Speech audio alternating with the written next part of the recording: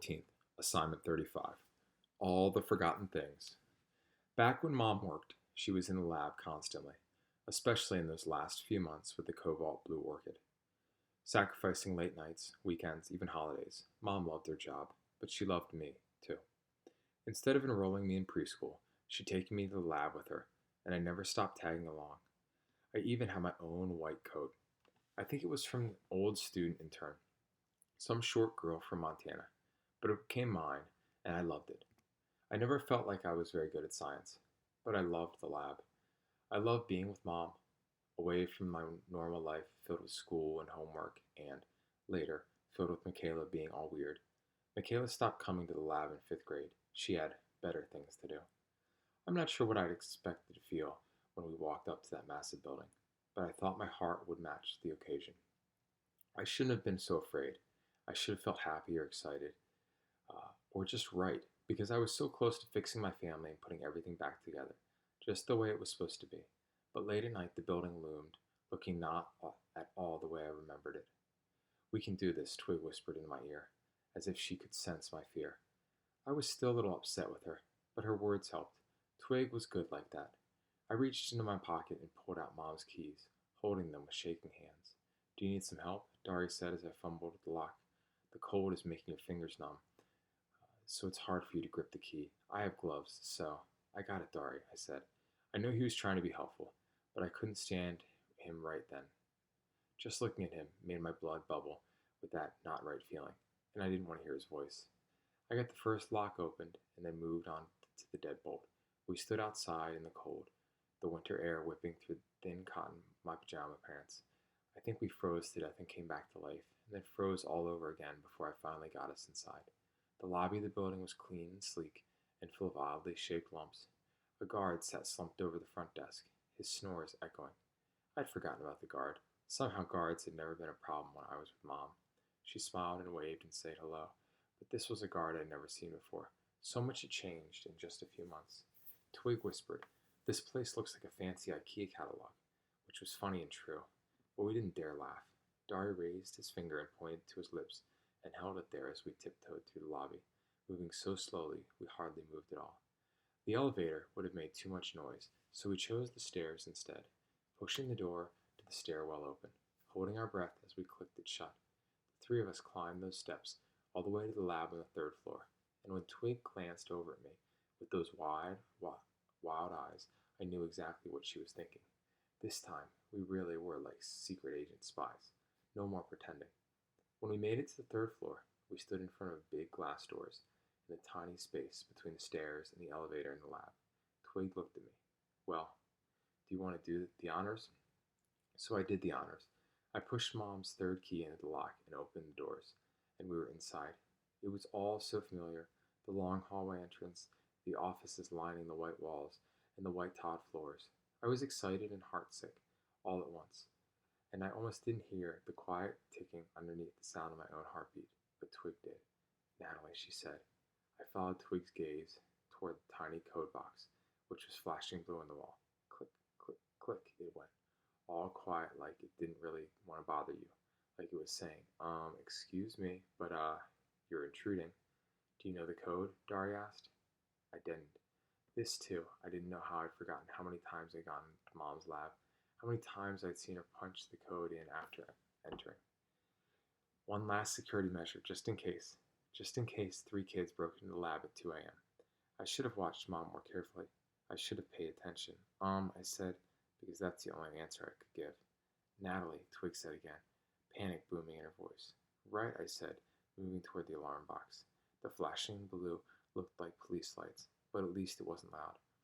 At least I could think. I typed 111, but the light kept flashing. "I don't think that's the code," Dari said. I could have killed him right there, but I didn't. I typed in 222. The box kept flashing. "Natalie," Twig said. I didn't have a plan. This wasn't the procedure. I did the only thing I could think of next. I typed in 3333. And then the flashing stopped. 3333, Dari said. "That's the code, really?" I started laughing, this wild kind of laugh that I couldn't control. Twig started laughing too. And then we were both shouting, 3333, 3333. Dari stood there, looking at us like the whole world had gone upside down. How is that the code? Did you know it before? I laughed and shook my head. I just guessed. My voice belonged to a happy, carefree girl, and I almost didn't recognize it. But, Dari said, shaking his head, and Twig threw an arm around his shoulder and said, sometimes good things just happen. Sometimes you get lucky.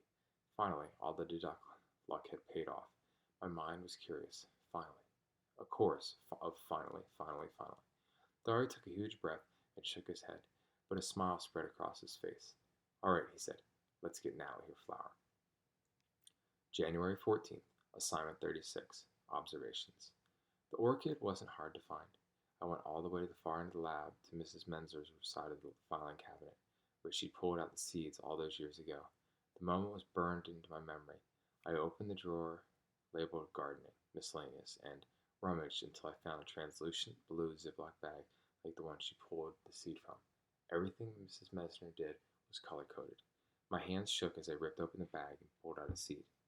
There were 3 left in there, but I only took one. I only needed one. I pinched the bag closed and placed it back into the drawer, and that's when I noticed the label, Iris Germanica. But that was a mistake. This wasn't an iris. This was my orchid. My Catia fortis.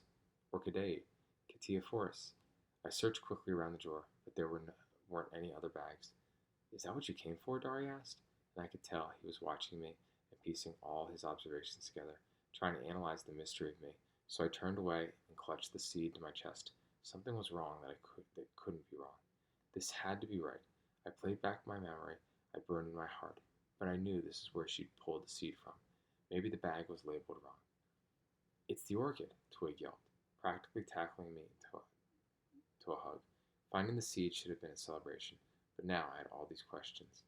I felt as if I had been working at a giant scientific mystery all this time, and I hadn't even known it. And now all my questions and observations and data were clicking, and all I wanted was to get straight home before everything snapped together. We have to go, I said, still grasping the little seed. My nails dug into the heel of my hand, but I didn't care. I didn't explain the urgency to my friends. I don't think I could have even explained it to myself. But I felt like I needed to get it out, like I needed to get home and plant that seed right this very second, or else. I led them back through the winding lab halls, needing to get to that elevator, needing to get home, and we were almost to those big glass doors when I stopped.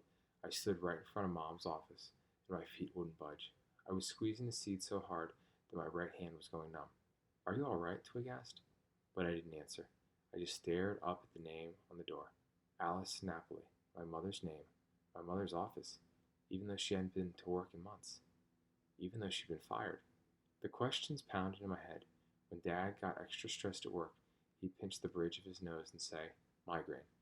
It all seemed so old and adult, but I was sure this was what a migraine felt like, having so many questions crowded in your brain and not quite being able to touch the answers.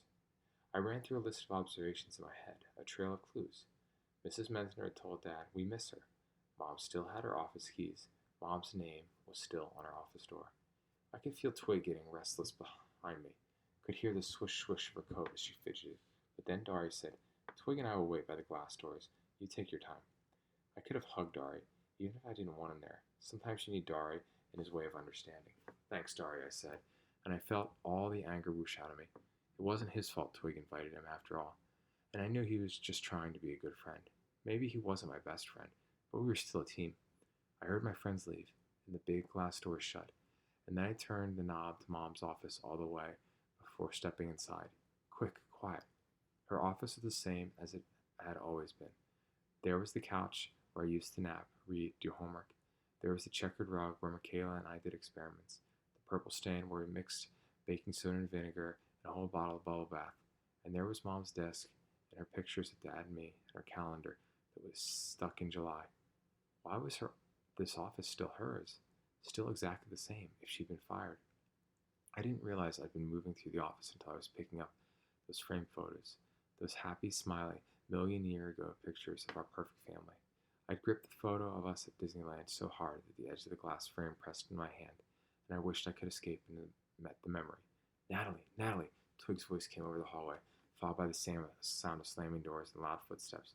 Twig ran into Mom's office, her hair flying around her face, as if every strand were fleeing in panic. Natalie, she said again, breathless. Behind her, a security guard appeared, with Dari trailing behind him. The guard stood right there in Mom's doorway. I dropped the frame, and it shattered at my feet. Dad, Mom, and me, wearing our Mickey ears in front of Fantasyland. That trip where Mom scheduled our whole vacation down to the minute, and we didn't mind one bit.